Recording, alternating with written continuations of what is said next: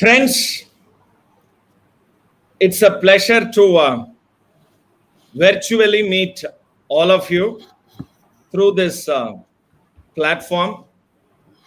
I must, at the outset, congratulate each and every one of you for the celebration of the 5th anniversary of Insolvency and Bankruptcy Code.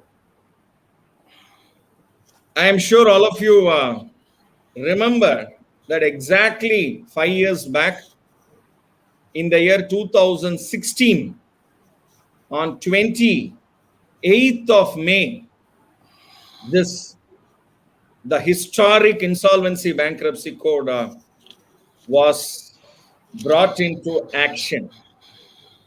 And after that, in part by part, portion by portion, I must say this is a first time in our country the corporate sector has witnessed such a mammoth piece of legislation to bring normalcy and to bring regulation in borrowings, and also with respect to the discipline and repayment. Keeping this in mind, there are over the past 5 years, from tomorrow it will be a 6th year in step, there has been innumerable number of developments. The code has matured a lot, but it has taken cool down for some time. 1 year there was a cool down. Reason was the pandemic, and due to second wave there is also a possibility of some more cool down. In this backdrop, I want to bring one very important aspect to all of you, that guarantee is something which is always a off balance sheet item. I repeat the word, off balance sheet item. Today, does any authority in our country has statistics of, has database of who has given how much of guarantee? Gopal Krishna Raju is worth X crores of rupees. Can I give a guarantee for 30 people? Total worth of my guarantee, can it be X plus rupees? No. But today, is there any control for it? No. And whether courts have supported the initiatives of banks, I will say it only to a little extent. And that is also one of the, we can say, a reason for the impediment of the banking present structure.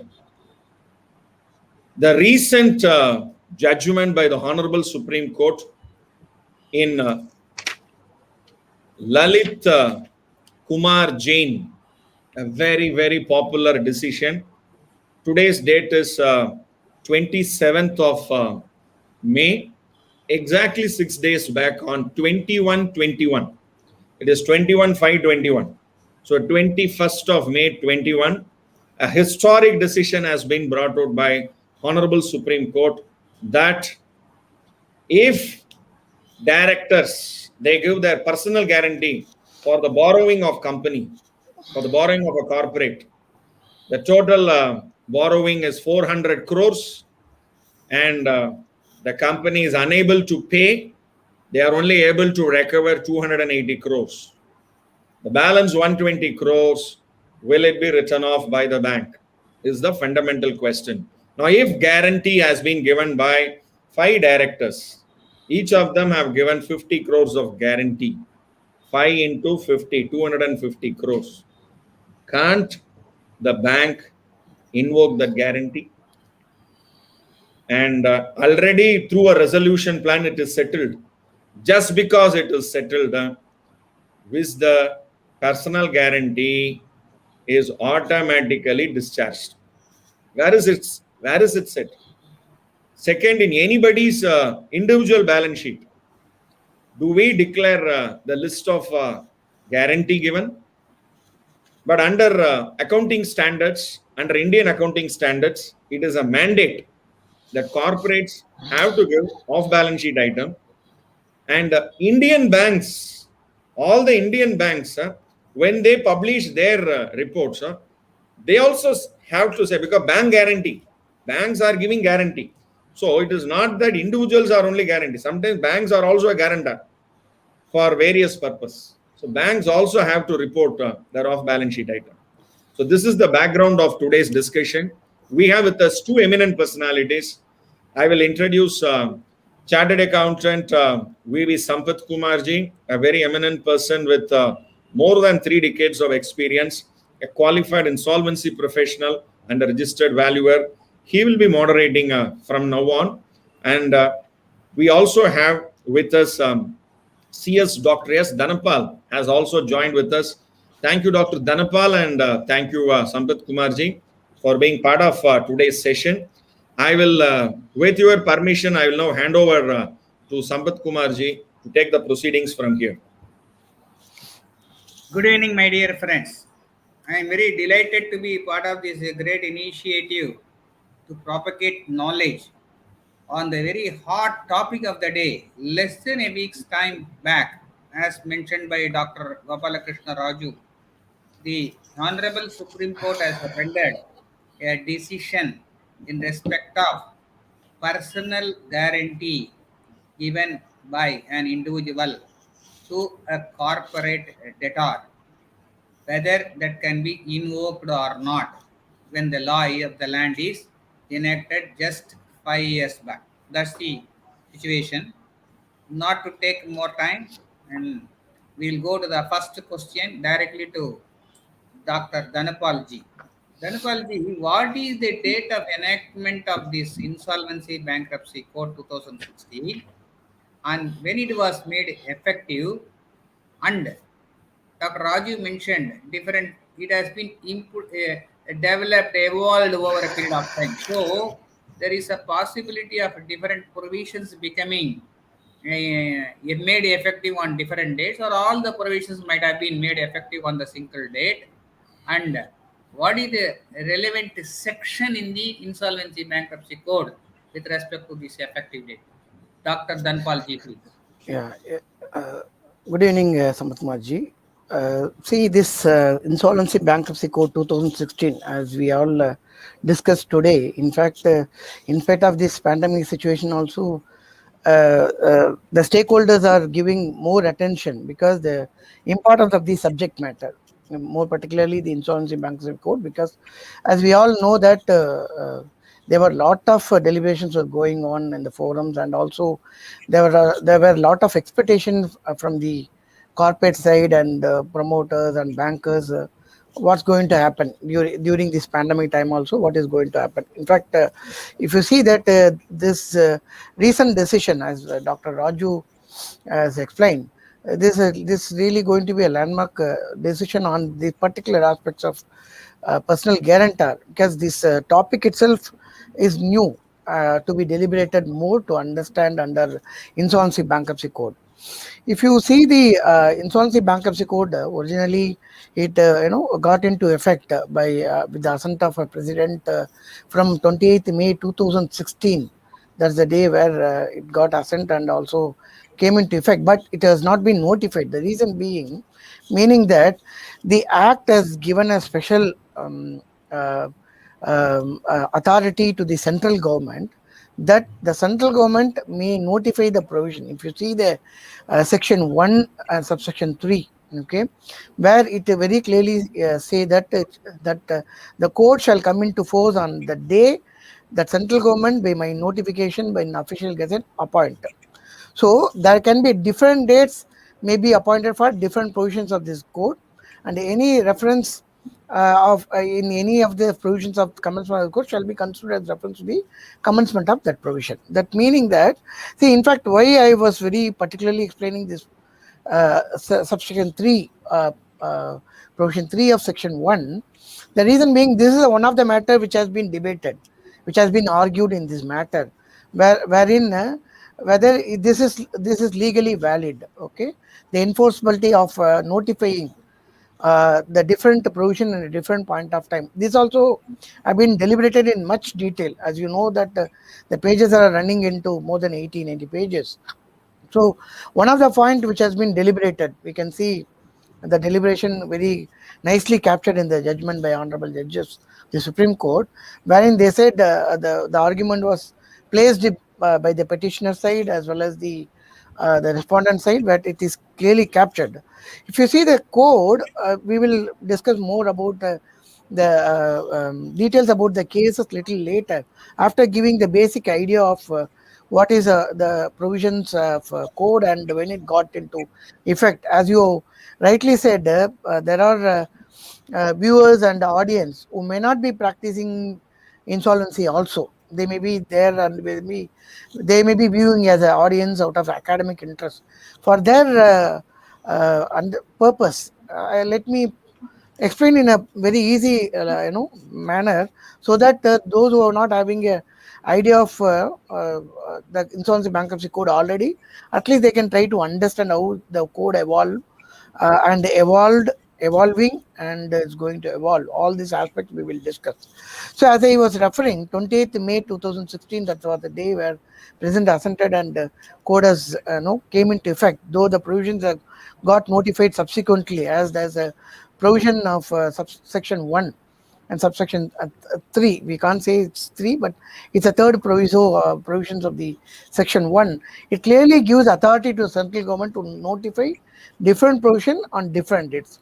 So taking that authority, the central government has notified on 5th August 2016, section 188 to section 194.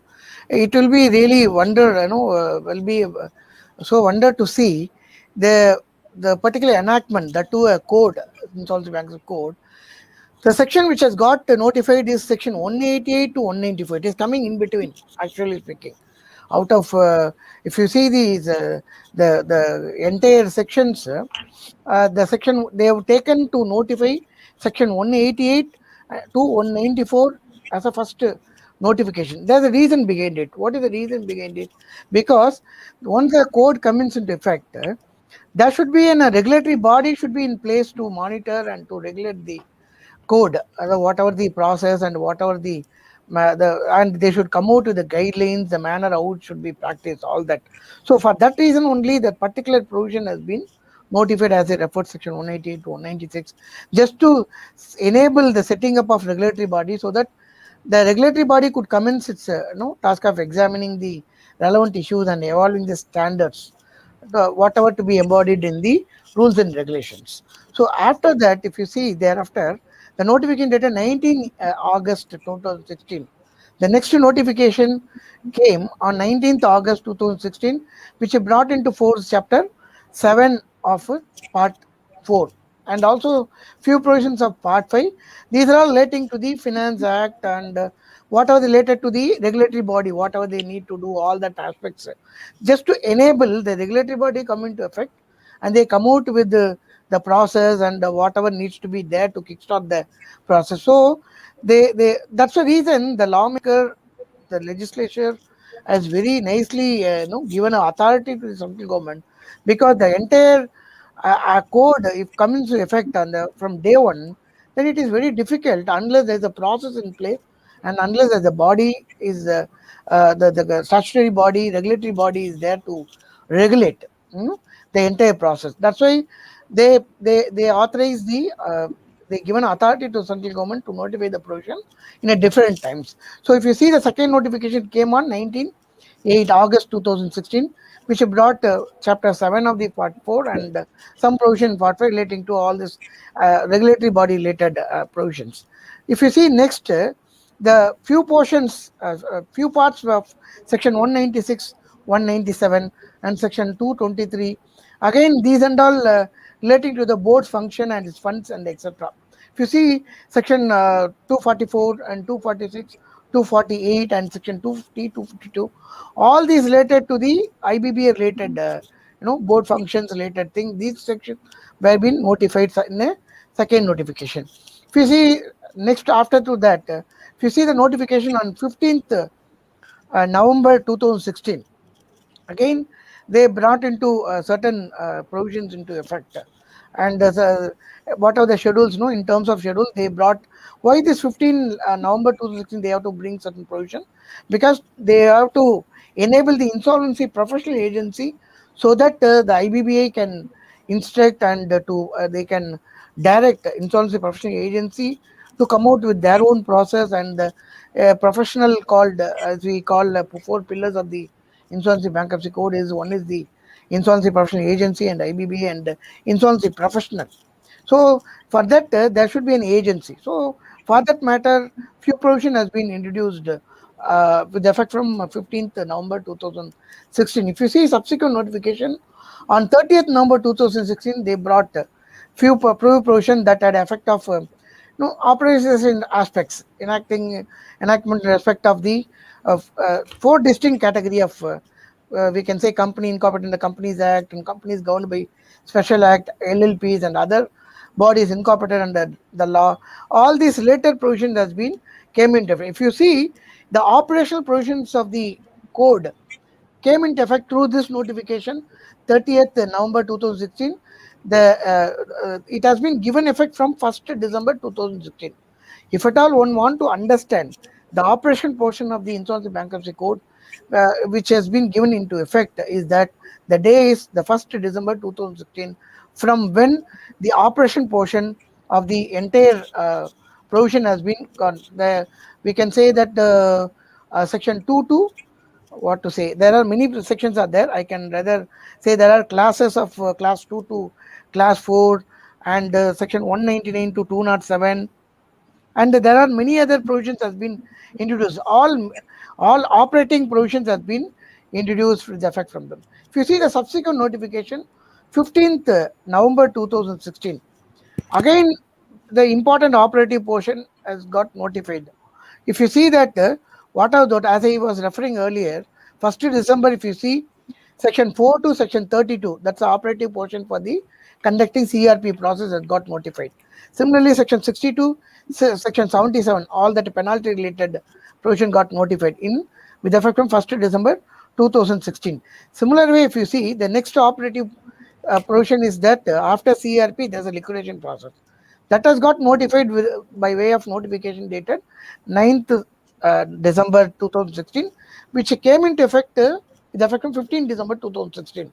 So we can easily try to understand the CRP portion of the insolvency bankruptcy code came into effect from 1st December 2016, and the liquidation portion of the liquidation and other related portions of the section 33 to section 54 came into effect with effect from 15 December 2016. As you see, these are the important provisions which really triggers the entire code. Then if you see subsequently, next notification came in 30th March 2017, notifying section 59, 209 and section 215.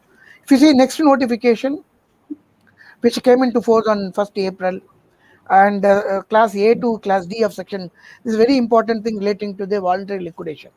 If you see next notification, it is from 14th June 2017, notifying section 55 to section 58. Then next notification on 1st May 2018. Can I add Yeah. I'm coming to the concluding. Then you can add supplemented. The next thing, the important thing with this, I thought my question, I can conclude my answer to the question. The next important thing is 15th November 2019. That's the very important notification.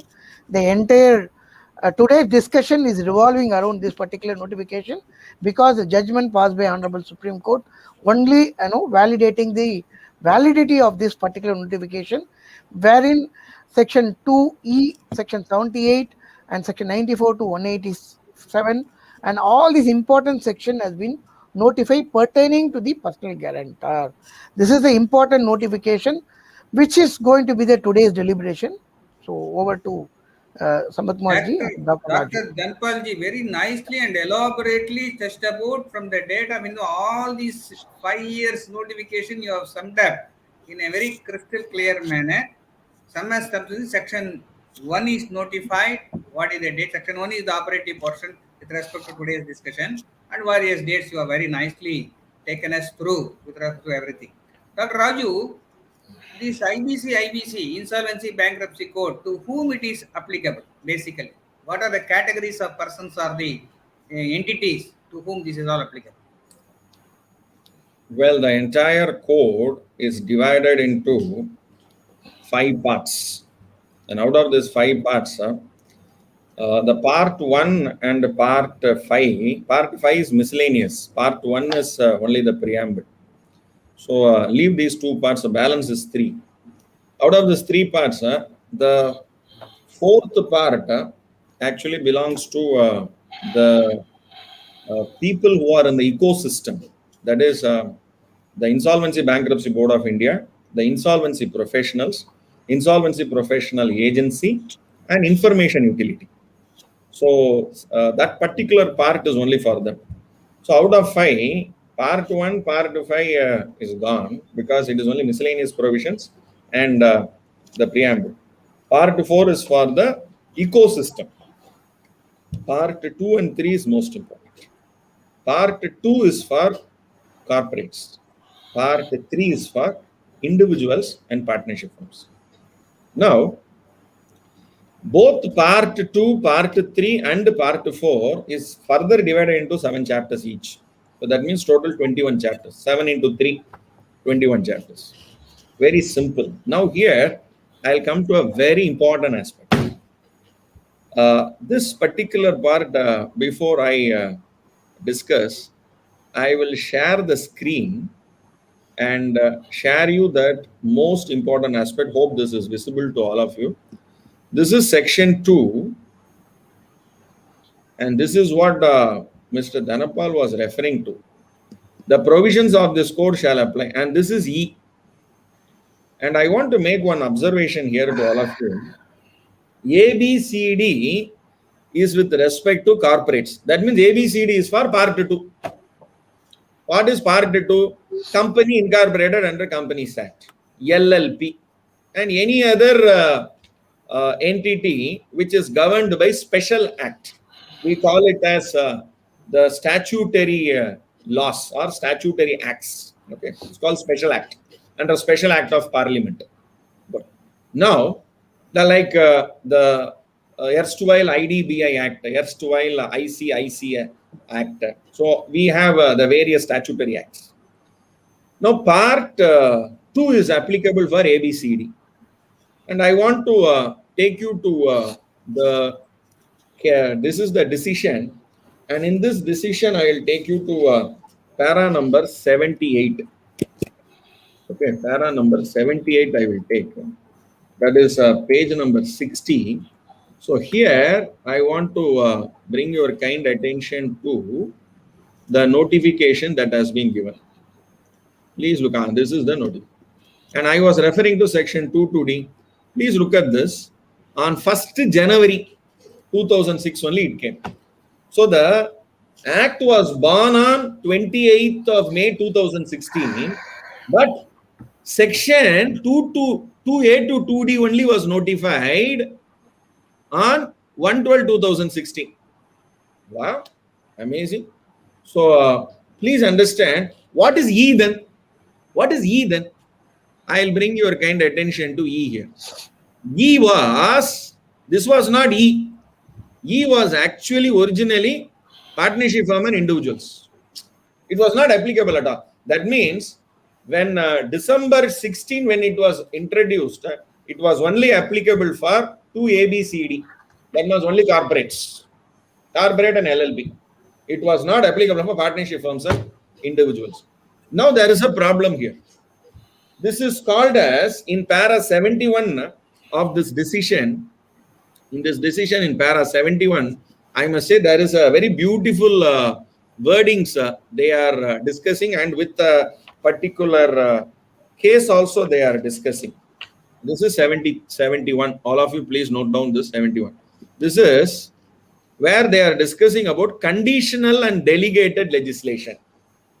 This particular Insolvency Bankruptcy Code is a conditional legislation.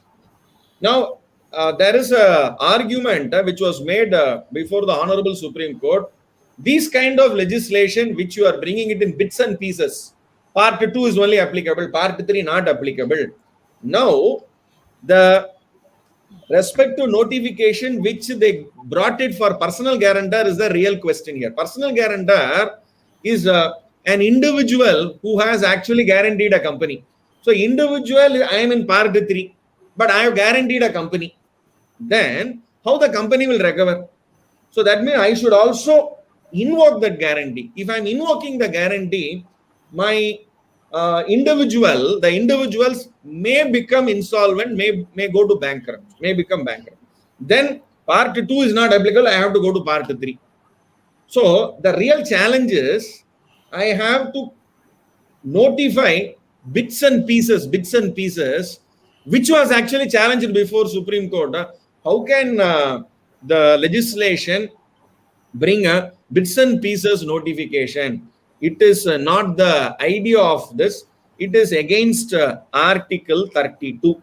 I repeat the word, Article 32 of the Constitution of India.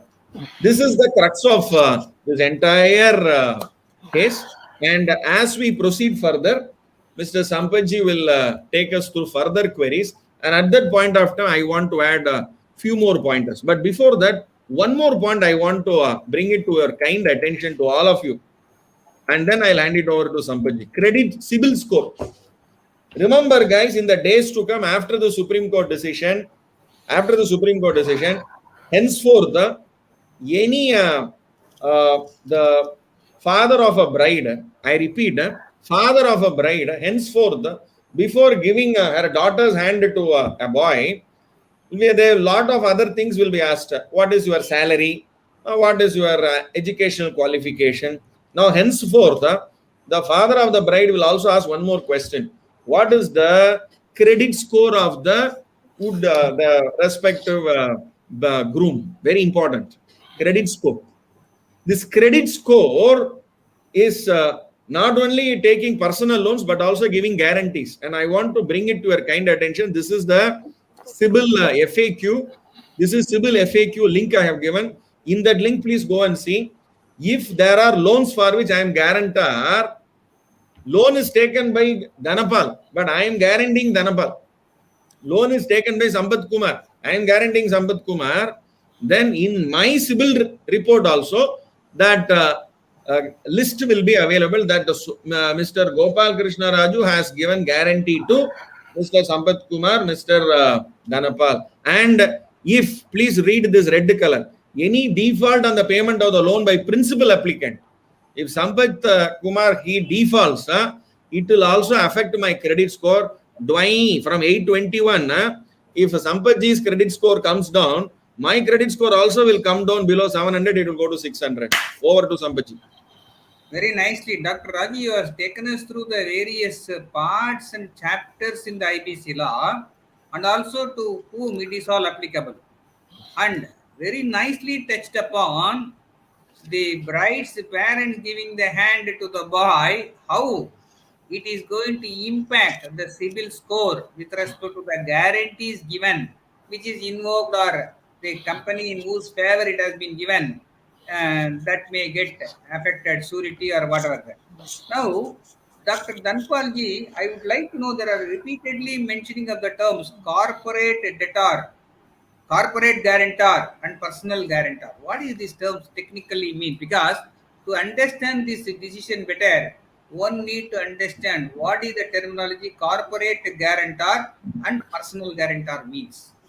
See, Sampathji, if you see the Dr. Raju just before he showed on his screen and explained about that's the very important point, crux of the entire thing, which got notified 15th November as we are discussing 2019, wherein if you see before this amendment, that originally the law was applicable in 4 categories. Category 1 is company incorporated under Companies Act. Category 2, any other company governed by special act. Category 3 is a limited liability partnership, and such other body corporate and incorporated. These are the category originally was contemplated under the code before the 15th November 2019 amendment.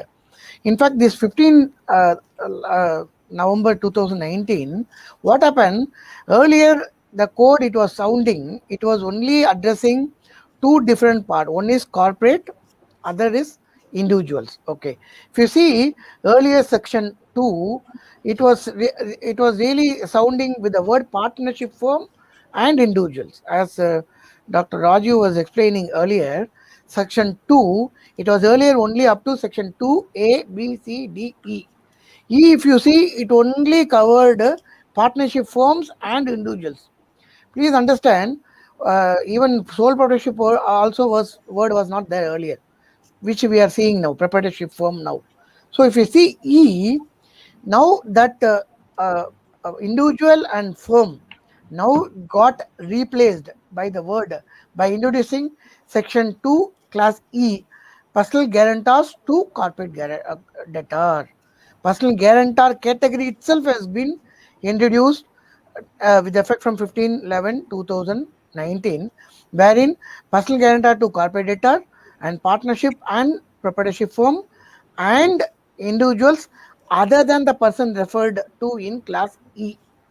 Probably Raju was sharing it, so I didn't share it. Otherwise, I would have shared again. If you see the same provision only I'm explaining here. Here, if you see personal guarantor to corporate debtor is one class 2E introduced. Class 2F introduced partnership firm and proprietorship firm. That means they try to say sole proprietorship only. And individuals other than person referred to in class C. This is also became a subject of debate and argument in the case, because earlier it was only covering the individual. Now the argument was placed before by the respondent side against the petitioner, and also it has been observed by honorable judges that the intention of the lawmakers, the legislature, was very clear that they want to carve out a category called personal guarantors out of the individuals. That's the, if you see the entire judgment, if you read 80 pages of judgment, it really is nicely they explained both on the respondent side, and also the honorable judges have observed their points also, their understanding also. If you see earlier, the section 2 E, class E, it was only saying partnership firm individuals and partnership firm. Now, the subsequently government felt that it is necessary, it is important. The lawmakers felt that it is important to introduce, bring the guarantor also within the ambit of the corporate guarantee, because if you see section 120 of the Contract Act, the guarantor is also is almost, it's a co-extended. It's a co-extended means there is no difference between the principal debtor and guarantor if you see the provisions of the Indian Contract Act. So subsequently, government felt it is not sufficient to bringing the principal debtor alone, means corporate debtor alone within the ambit of insolvency bankruptcy code. It is as equivalent, as important to bringing a corporate debtor is important bringing the guarantor also, particularly a personal guarantor also. So if you see personal guarantor to corporate debtor, it is very important to understand why we have to use the word personal guarantor to corporate debtor. That means there are two different categories: are personal guarantor one category and personal guarantor to corporate debtor. Can we say this way? So that's the reason they made it very clear. In class C, personal guarantor to corporate debtor, meaning that any director, they would have, in fact, if you see, if a company approaches for loan with the bank, generally what happens, bank, in addition to taking the property of the companies, the banks are additionally take the collateral, director's property as a collateral security. Generally they take. Along with that, they also take a personal guarantee from the directors.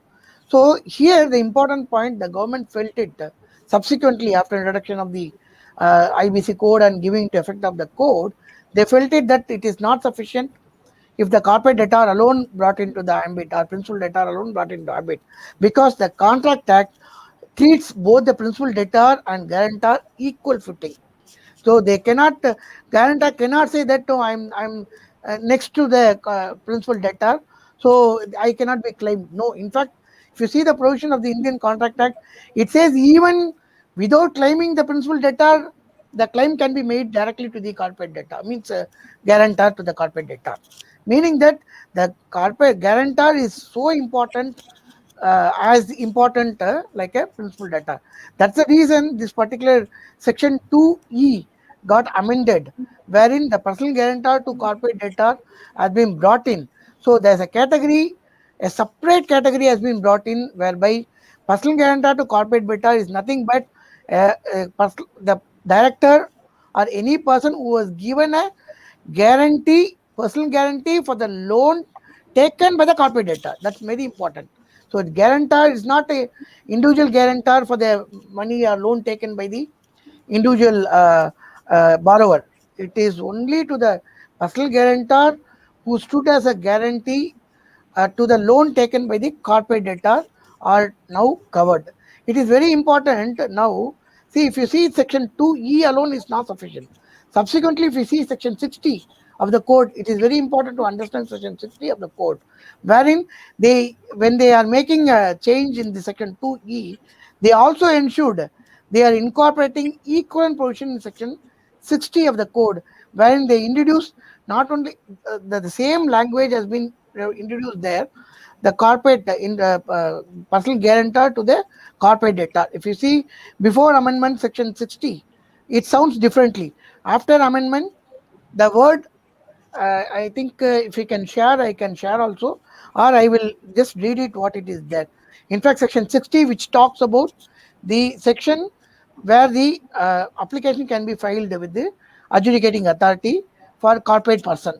If you see the adjudicating authority for corporate person, earlier before the amendment, it was only covering the corporate. It was not covering the personal guarantor. But subsequent to the amendment, if you see that notwithstanding to the contrary, where the CRP or liquidation procedure of corporate debtor is pending before NCLT, an application relating to the insolvency resolution or liquidation that has been brought in as an amendment.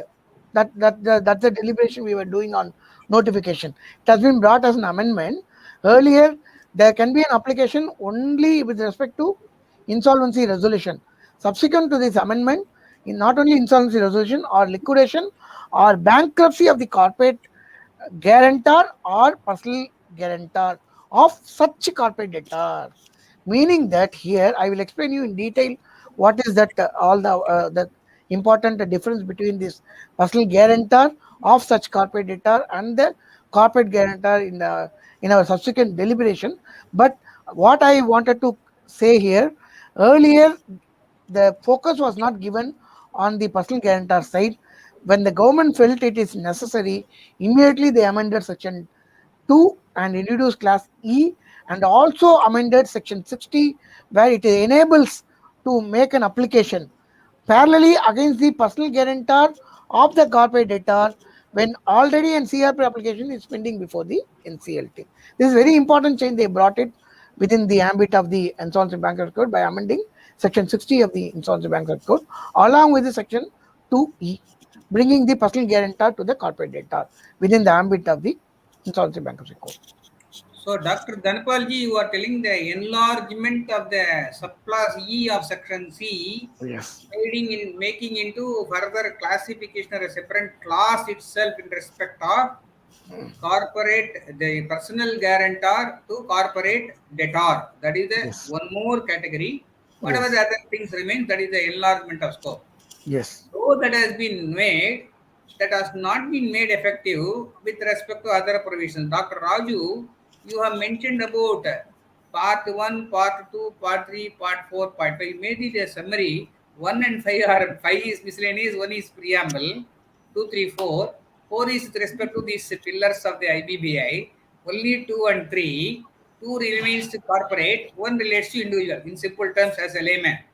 Now, when 3 alone is applicable individuals, how come 2, which is relatively for corporate debtors, is applicable with respect to individual, which is predominantly dealt with under chapter 3, is the crux of the issue which we are going to discuss. I would like to know from Dr. Raju whether part 3, there is a part 3 which is for individuals. Terci individuals. I am not going to incorporate the guarantors to the CD or whatever it is. Whether partly applicable to individuals and partnerships were notified or not so far. Number 2, whether part 3 is applicable, if at all, in any manner to individuals. My question is very clear. Kindly elaborate on that. Actually, so far, what we have discussed is only a preamble. Yes, Now yes. only we are going into the main, the villain now only is coming actually. When the film will be very interesting. The Only climax. when villain comes. Okay. Then only the hero will fight. Okay. So then only the end will come. So now the villain is, I'm introducing the villain here. So whether this is a villain or hero, you have to judge. And Honorable Supreme Court, and I must say, the arguments made by the Attorney General, Shri K.K. Venugopal ji, I must definitely bring before you. And also the other side arguments, that is the petitioners who are, I will not say the Lalit Kumar Jain's arguments. I'm now first I'm putting before you the view of Lalit Kumar Jain. That is what the senior advocate Shri Harish Salveji and senior advocate Shri P.S. Narasimha ji spoke before the Honorable Supreme Court. I am now going to bring it before you. Point number one. First point. This part 3 is only for, I repeat, part 2 is for corporate insolvency. Part 3 is for individual insolvency. Agree. Now, part 2, corporate insolvency, I have to go to my lord. My lord is who? National Company Law Tribunal. That is my adjudicating authority.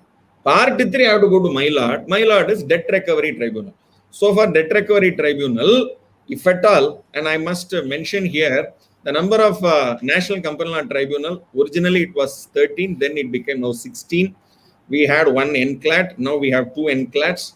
Now, I'm going to show you one very interesting statistics. Then I will take you to this amendment, which is the impugned amendment for our understanding. Please look at this particular. Yes. This is the household sector credit. This is the statistics taken from Reserve Bank of India.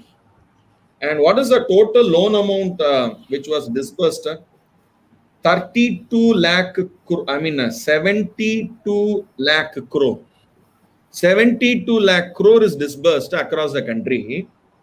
And out of that, 32 lakh crore belongs to the housing sector. Okay, that is individuals, proprietors, joint lending groups, NGOs. This is the total amount. That is, it almost constitutes 40%. Please look at this number, 44%. So that means balance 56% is corporates. So National Company Law Tribunal takes care of corporates, 56% disputes. The balance 44% disputes, how to resolve? But you will be surprised, the number of borrowers are 14.4 crore borrowers. Out of that, 14 crore borrowers are the housing sector, individuals, proprietors, partnership. My God, numbers are huge. The base is huge, but 44% of the loan value. So therefore, that is why it is in part 3. This is in part 2. But now there is a bridge between part 2 and part 3. Whenever corporates they borrow, individuals also they give guarantee. So when I am not able to recover from, because it is limited liability, if it is limited liability, when it is limited liability, I want to invoke personal guarantee. So therefore, I am bringing your kind attention to page number 60 of the this. This is page number 60 of this decision, because the total number of pages is 82 and 112 paras, and I will now take you to page 60. This is page 60.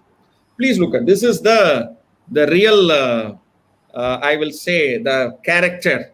Look at the section 2E is notified, and they have also notified section 78, 79. 79 is definition. This is a very unique code where 3 definition section is there. Section 3 general definition, section 5 the definition applicable for part 2, section 79 definition applicable for part 3. And apart from that, 94 to 187, and only in so far they relate to personal guarantors to corporate debtors. So that means now please come to 2E. This is your section 2E, guys. Now your section 2E, this is the 15th November, they have notified 2E, 78, 197, everything only with relate to personal guarantor to corporate debtors. So that means there is a bridge now between the part 3 and part 2. This is what contended by the contention of Lalit Kumar Jain and so many writ petitions. So many writ petitions has been filed in Madhya Pradesh, Telangana, Delhi, and majority of these writ petitions are filed in high courts also, and some of them have been filed in Supreme Court also. All the writ petitions put together is heard and this judgment is given. So this is only applicable to personal guarantors to corporate. Then what will happen to others? Who are others? No, Dr. Raju, can you show the previous slide? Can you show the previous slide? Can you show the previous one which you showed?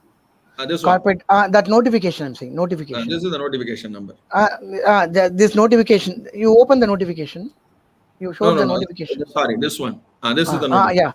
Yeah. Just to supplement Dr. Raju what he said, because this is a right where his notification is displayed, then it's easy to understand.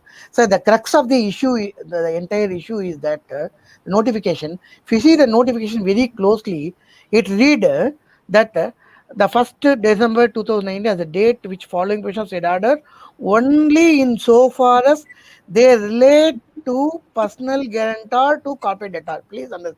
In fact, the entire discussion, because we have very limited time, 1 hour time is not at all sufficient. In fact, more than half day, even full day also, the order can be deliberated. That many provisions are there. Has been that much deliberation was going on in the court and recorded in the judgment. But in a limited time, if the audience has to understand, the friends, they have to understand. Very important thing, the crux of the entire issue is that the word used here only in so far as they relate to personal guarantor to corporate debtor. Here the issue comes. The question raised before Honorable Supreme Court whether the central government, meaning that Ministry of Corporate Affairs, has got right to notify for a particular provision with respect to particular set of individuals.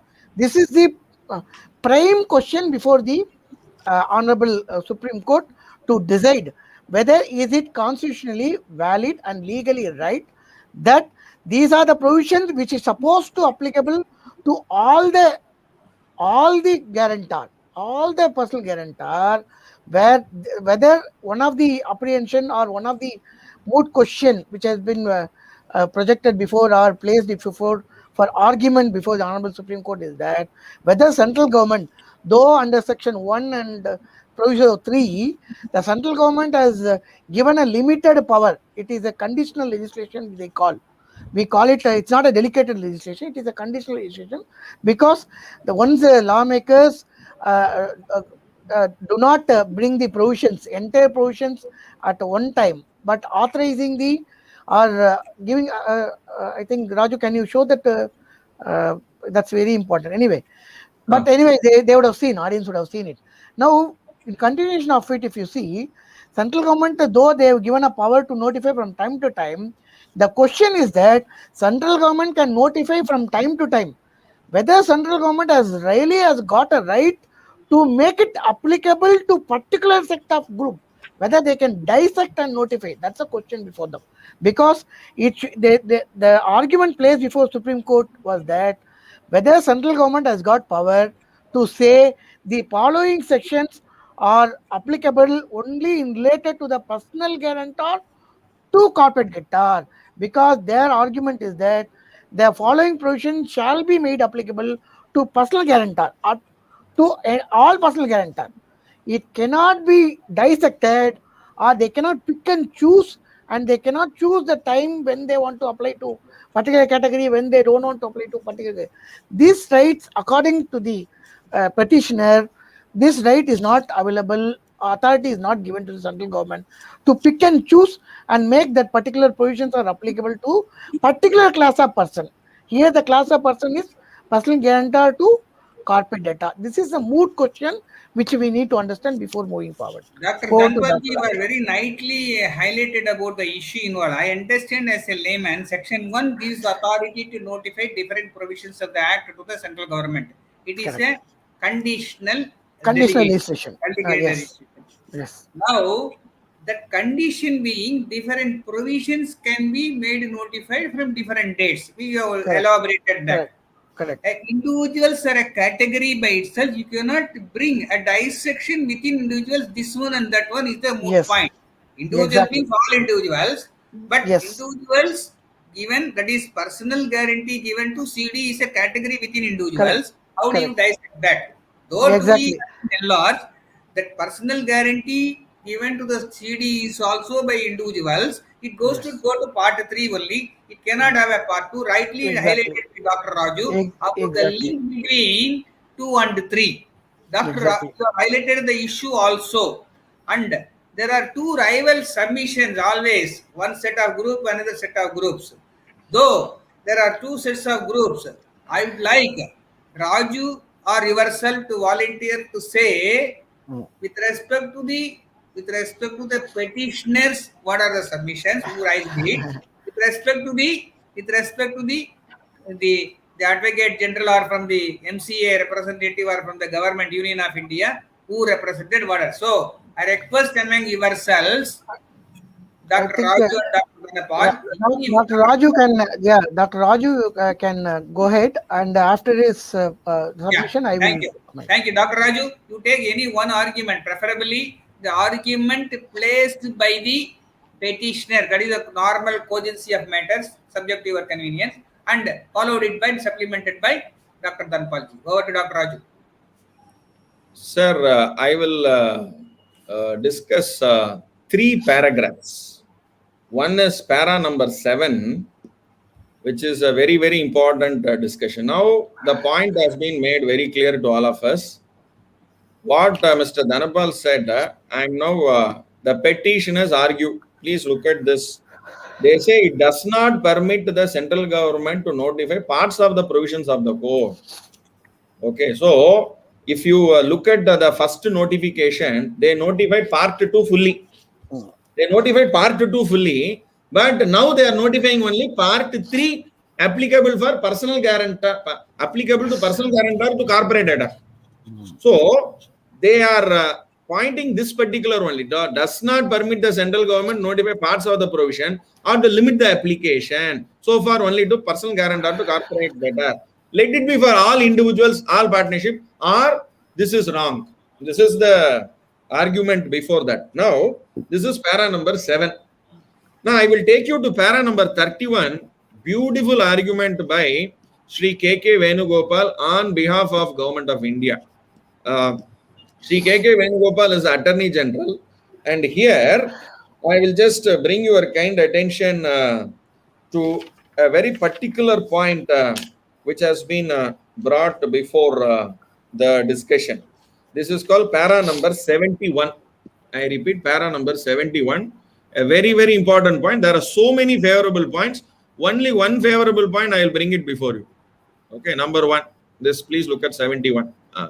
71. This is a case of Hamdard Davakhana.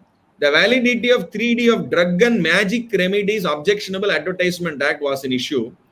The section 16(1) of the Act conferred power on the government to frame rules, among others, to specify any disease or condition to which the provisions of section 3 shall apply. And 16(2)(b) prescribes the manner in which the articles may be sent confidentially. The central government argued that they are empowered to notify any other disease or condition which may be specified in this particular act was an instance of conditional legislation. So therefore, conditional legislation can be brought, and that is what in para number 6 also it is reiterated. Please look at para number 6, which I have taken from the section 1(3). Provided different dates may be appointed for different provisions of this code, and any reference in such provision to the commencement shall be considered as a reference to the commencement of this provision. Now, I want your complete attention to para number 31. Only one paragraph I will read. that is with respect to section 60 subsection 2, which was read by, I will show you the 60 subsection 2. This is section 60. Where is it? This is 60. And this is section 60 subsection 2. Adjudicating authority to corporate persons. Actually, the section is adjudicating authority to corporate person. But please look at 62. Without prejudice and notwithstanding anything contrary to the code, where a CIRP or liquidation is pending before NCLT relating to insolvency resolution or liquidation or bankruptcy of a corporate guarantor or personal guarantor, as the case may be, of such corporate debtor. Now here, I want your complete attention to the two definitions. Please look at these two definitions. Corporate guarantor means corporate person who is a surety in a contract or guarantee to a corporate debtor. So a company guaranteeing corporate person, individual guaranteeing corporate person, corporate debtor, CD. A company guaranteeing a corporate debtor, an individual guaranteeing a corporate debtor. So that is, so both have been brought under this as per section 60 subsection 2. And I am bringing your kind attention to para number 31, which was argued by the Shri Attorney General Shri K.K. Venugopal. Here, please look at this 62. The amendment of 62 added that it applied to insolvency proceedings. Now here a very beautiful English is used. I said part 2 fully applicable for corporate, part 3 applicable for individual and partnership firm. There is a bridge between 2 and 3. That is what is mentioned here. Likewise, a personal guarantor to a corporate debtor facing insolvency can be subjected to insolvency proceeding. All this to be resolved and decided by NCLT. In other words, the amendment by 62 to achieved by unified adjudication. Please look at this. I cannot adjudicate the personal guarantor for guaranteeing a corporate person separately and the CIRP process for a corporate debtor separately. It has to be a unified adjudication. When it is by unified adjudication, it is only part only I can notify. This is the crux of this. We'll have the last two questions, one for Mr. Dhanapal, and before I conclude, I want to have one more, my last word, which I want to take at least 3 to 4 minutes before my conclusion. Over to Sampaji. So what are the conclusions in this point? 1 minute only. We are running out of time. Dr. Dhanapal, what is the conclusion? See, that's what I was referring earlier also. The time is very limited. In fact, if you see, the entire conclusion of the entire judgment is that it was actually held that the approval of the resolution plan will not directly or ipso facto discharge a personal guarantor from his or her liability under the contract of guarantee, because they are very clear. The court has said that's the crux of the issue. The crux of the issue is that the personal guarantor to the corporate debtor were taking a stand that approval of resolution plan discharges the personal guarantor also from the liability, just like a corporate debtor.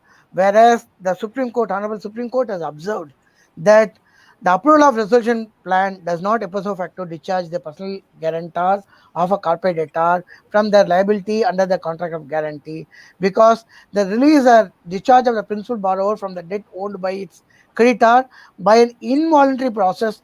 See what they are trying to say. The entire judgment, if you see, they in fact they clearly narrated right from section 128 of the Contract Act to section 136 of the Contract Act. They clearly explained each section. Interrupt, time is just 30 seconds exactly. Available. You are taking the point that exactly personal guarantee given by the corporate debtor is part of. I'll conclude.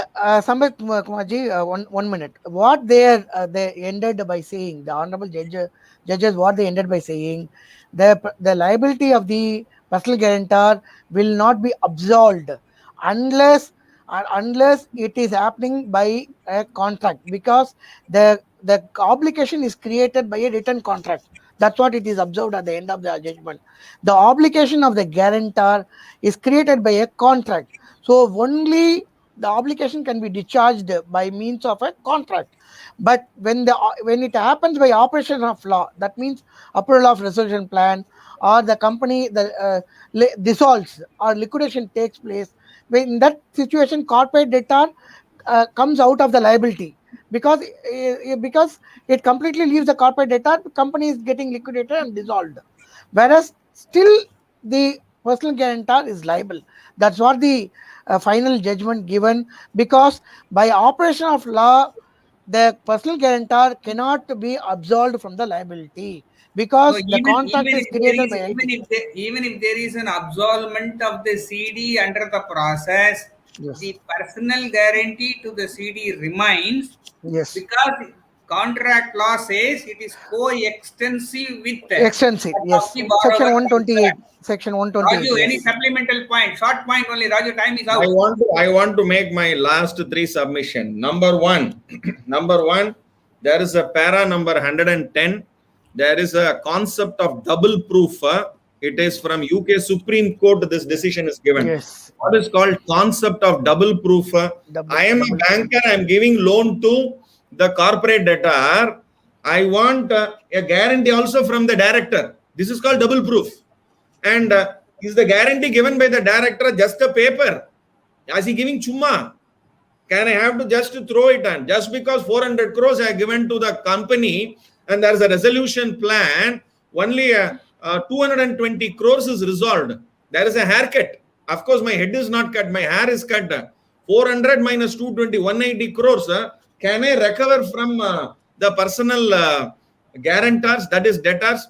Point to be noted. Please come to para 11. In view of the above discussion, it is held that approval of the resolution plan does Yes, not not ipso ipso facto facto. discharge the personal guarantor. It doesn't. So just That's all. because the loan is settled, 400 crores is settled for 220 crores.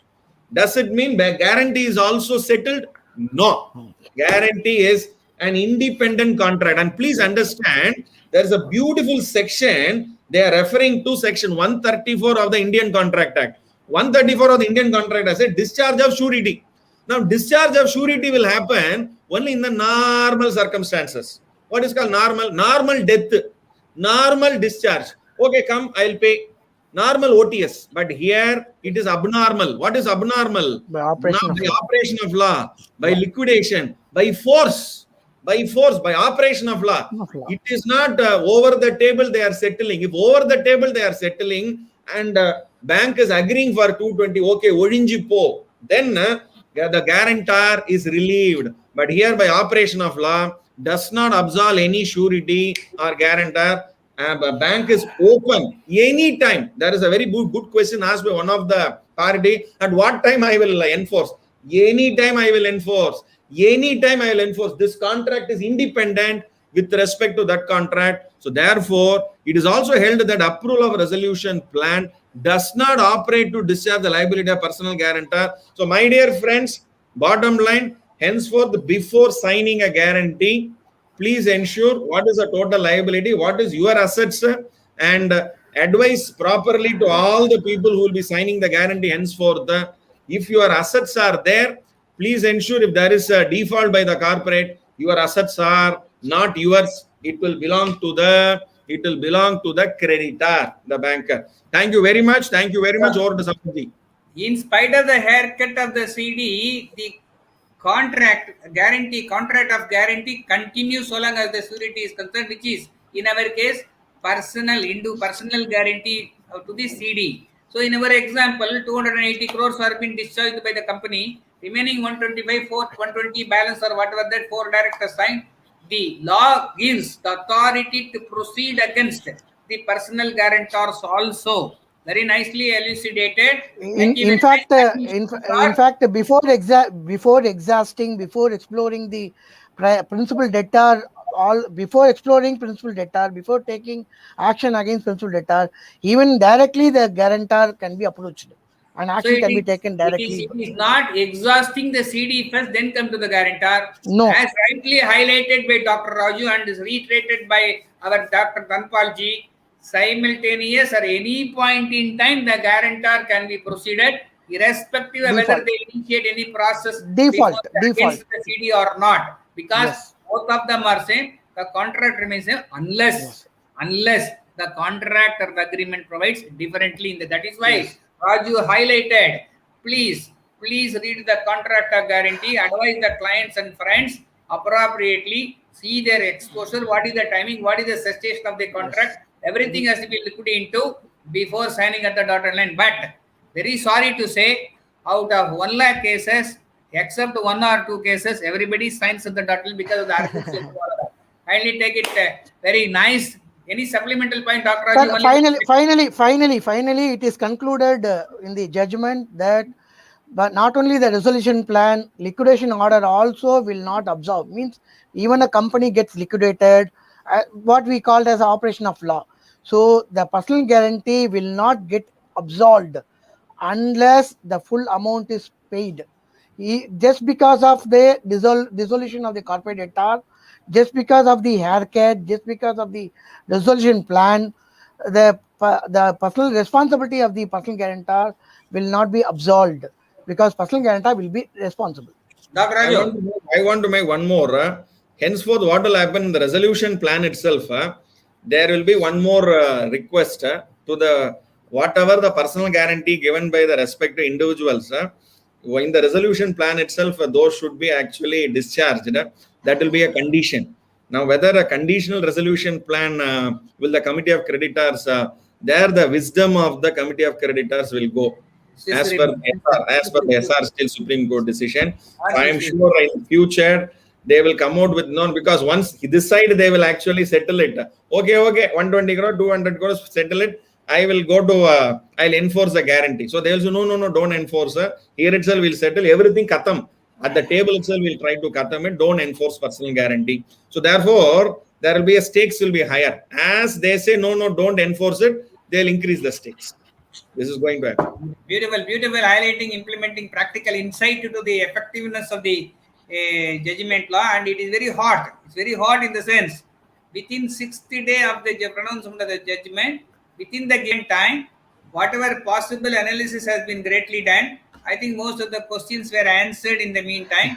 If there are any questions unanswered, please send a mail to Dr. Raju or anybody here. We are very happy that within the given time, we could do this much of justice.